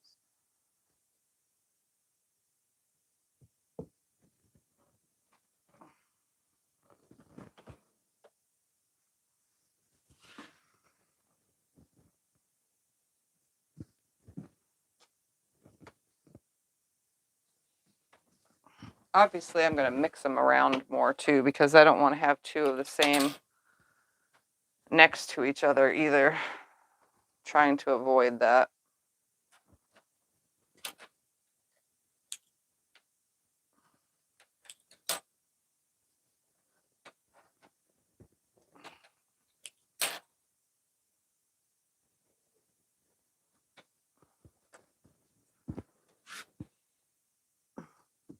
I like this.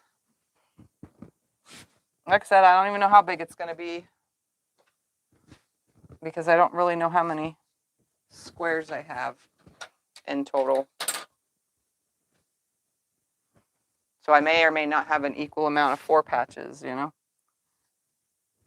Still see. Oh, that's as far down as they can see.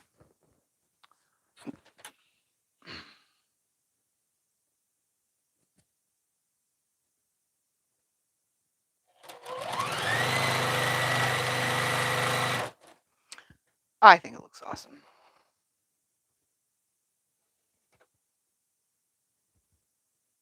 Keeps breaking on my sewing machine. Do you have any suggestions? What? Whatever thread keeps breaking. Do you have any suggestions?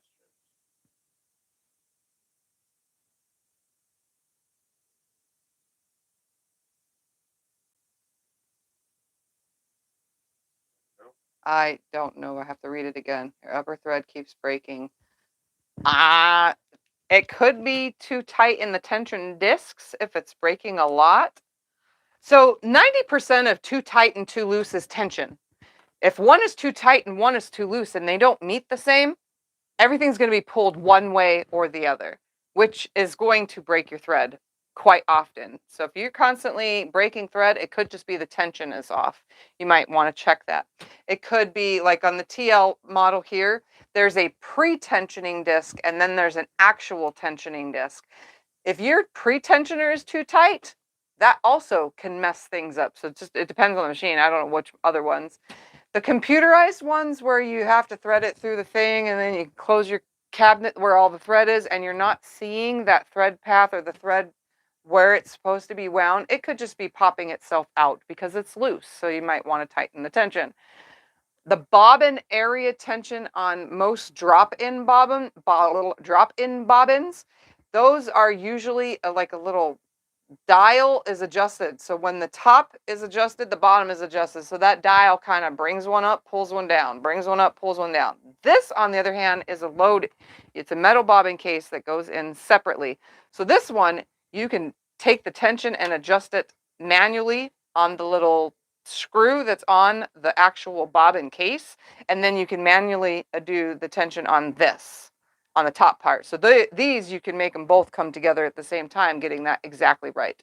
It takes a lot of frustration to get it exactly right, but if you just grab a bunch of, scrap ugly fabric and start sewing it and checking it, always, I don't care what machines you use, when you are testing your tension, 2 layers. So 2 layers. Don't just sew one piece single fabric. You need to fold that fabric in half so that you're sewing 2 layers because you always sew 2 layers. You're not just sewing one piece of fabric. You're always sewing 2 layers. If you're doing, say, what is those things? Rolled hem foot and you're rolling a hem, that still creates 2 or 4 layers. You get it because it folds itself up into itself. So when you test your tension on your little scrap pieces of fabric, I always put a different color on the top as the bottom. So you can see there's 2 different colors.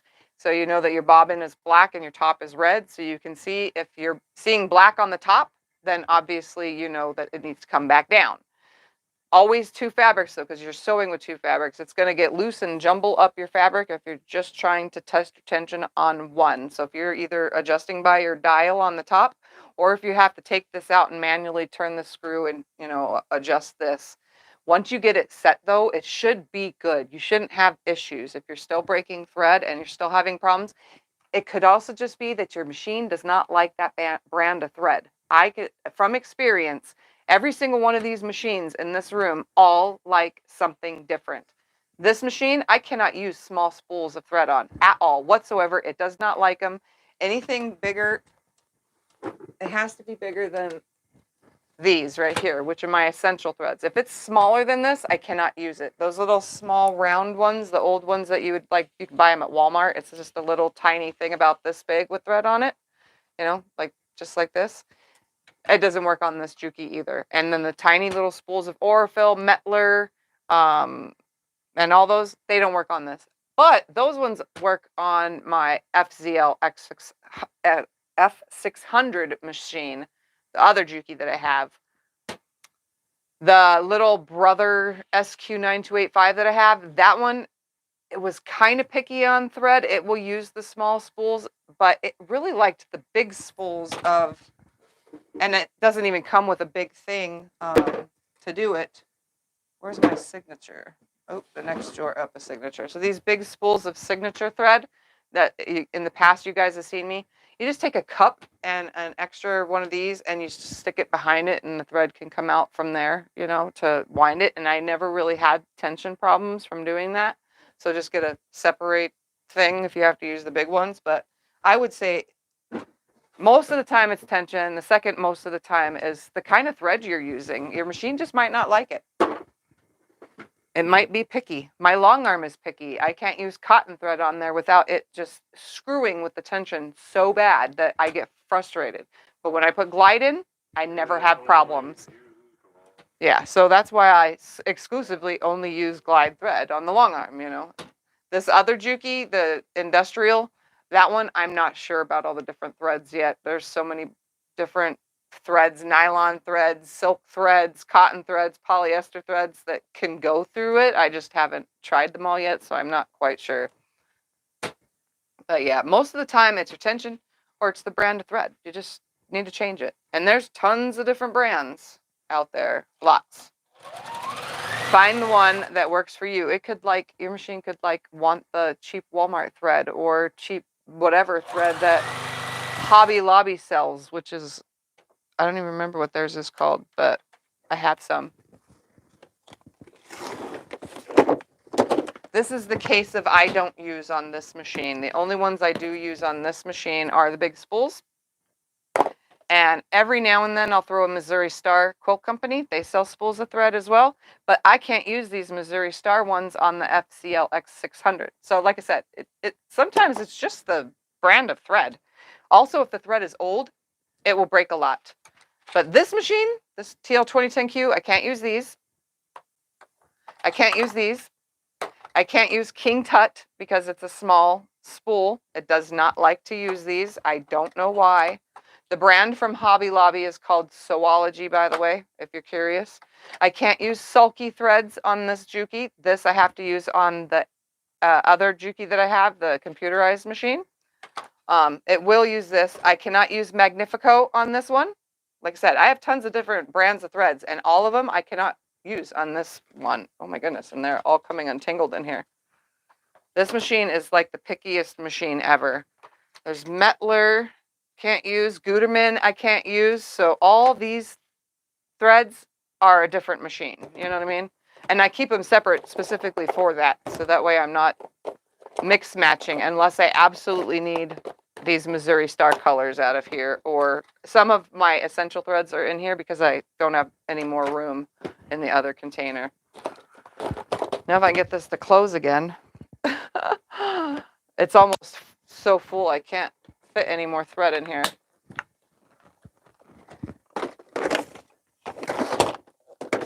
But yeah, this one, Aurifil big spools and the essentials thread and signature it'll use really nicely. Which are the big spools? Signature or big spools like this. Oh, and I have sewn a wedding dress on here, and I had to use, what is this one? I think it's this one.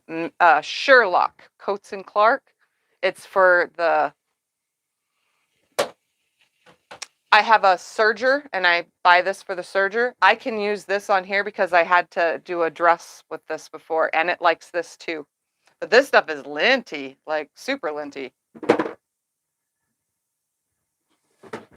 But yeah, I think that's about all. But I do have, like I said, I get giant spools of Aurifil. They sell these. You can use them on your long arm, but my long arm doesn't like them, so I just use them right here.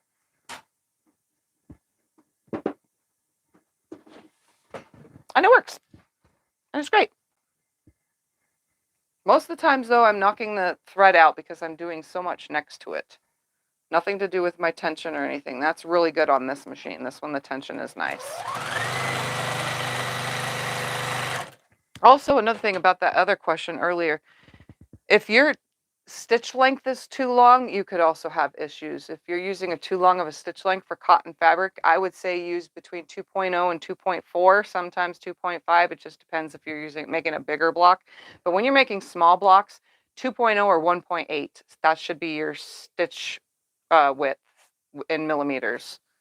2.8 inches to 1.8 millimeters to 2.0 millimeters is what your machine should be at for small blocks. That way you don't take the chance of it, coming apart at seams. I hope I covered a bunch of stuff. I probably just confused everybody that had questions about it in the first place.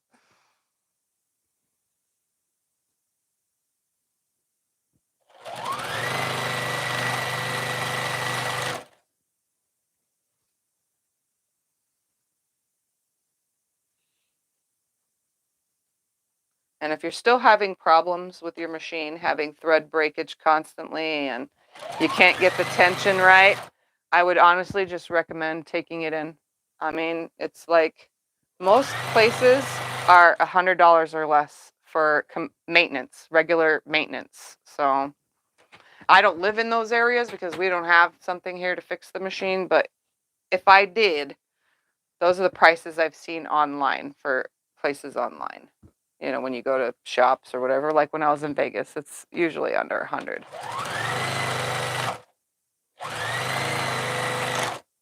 And computerized machines are really hard to get right because that whole drop and bobbin thing makes no sense, but that's just how they made it.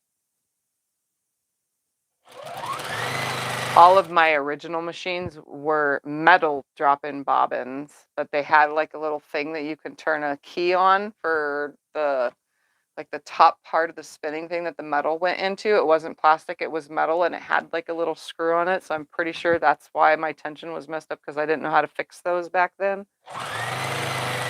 But I've always had a side load or front load metal thing. Like I had a Kenmore machine, and you put the metal bobbin into that, and then you'd put it in a front load.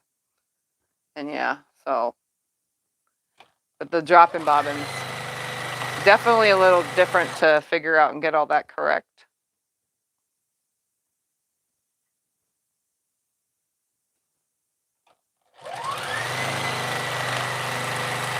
All right, let's put some of these on the.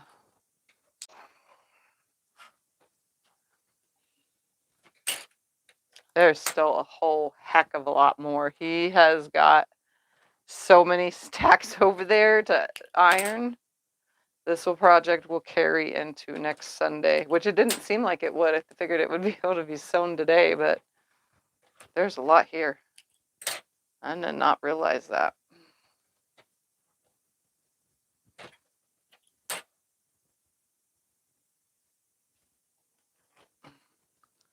All right, let's do this. Oops, that was not supposed to happen. Yeah, it did take a while to show you guys the quilts. If I didn't stop to show all that, Let's put some of these up here so you can see.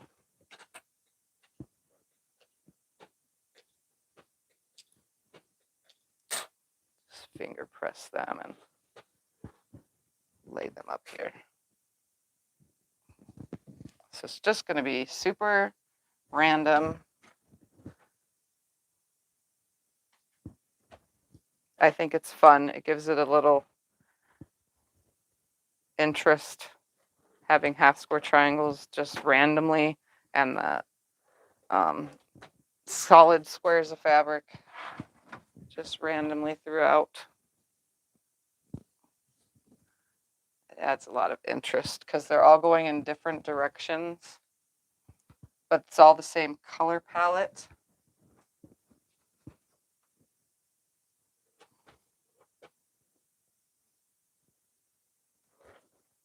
I told myself I was going to stop finger pressing with my actual fingers though, because my nails keep breaking, and look at me, I'm finger pressing again with my very thin breakable nails.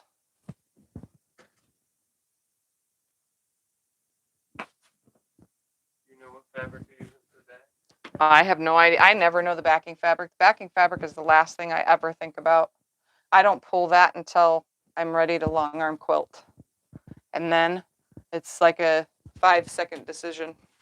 And then you decide. And then I decide the color thread at the long arm, and then you decide what you're going to quilt on. and then I decide what I'm going to quilt on it while at the long arm. I don't do any of that in advance. I am not just, I don't know if there's a word for it. I don't like to pre-make up my mind, because then if I do, I'll change it at the, anyway.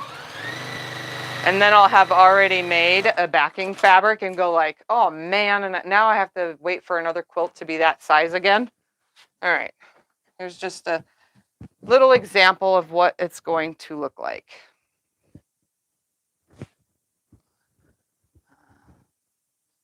There we go. So that's what it's going to look like. I think it'll be nice. But there is all that over there still, and all this over here to be sewn. So we'll carry this out into next week because there's a lot there. Yep. So I have no idea how big this is going to be. You guys can take guesses if you want between now and then. I don't know what, I should have counted, but I didn't. Just curious. They are 5.5 inch blocks. So 5.5 times whatever, because there's so many of them. I don't know how big that'll be. It does. It looks like an ice crystal. Oh, glacier. yes, it does. It looks like an ice crystal glacier. Yep, for sure. Or the colors of the Milky Way. I mean, not the Milky Way, the Aurora Borealis. Why did I say Milky Way? I don't know. But when you like see Aurora Borealis over the night sky in Alaska and in Greenland and Iceland and all those places that get to see it all the time and we don't, or in Canada, in Canada and stuff. These are the colors that are always in the pictures that I see online. And it's kind of cool because they also have stars and sky in some of the prints, the little star prints. It'll be nice. Looks like stained glass. Yeah, it kind of looks like stained glass. I don't know. It looks like a lot of things. It's nice. It's going to be nice. I'm pretty sure it's going to be lap size, though. It'll be the perfect lap size is what it will be. All right.